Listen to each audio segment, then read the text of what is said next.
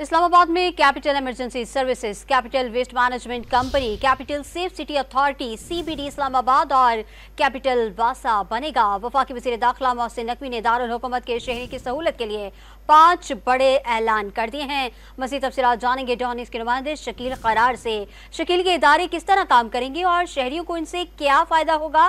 تفصیلات سے آگاہ کیجیے گا۔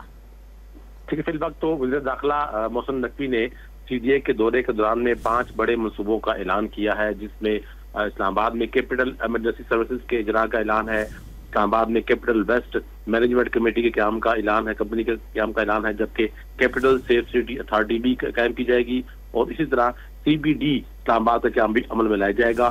ان کا یہ کہنا تھا کہ اسلام آباد کے شہریوں کی سہولت کے لیے کیپٹل واسا بھی بنایا جائے گا، اور انہوں نے یہ کہا کہ جو اس 5 بڑے منصوبے ہیں، اس سے اسلام آباد کو ہم بالکل منفرد تعلق بنائیں گے اور اس سے عوام کو بے پناہ سہولیات میسر ہوں گی۔ انہوں نے اس موقع پر جو CDA کا عملہ تھا، خاص طور پہ ایمرجنسی سروس والا، انہوں نے کہا کہ دل لگا کام کریں، حکومت ان کو تمام تر وسائل فراہم کرنے کی پوری کوشش کر رہی ہے۔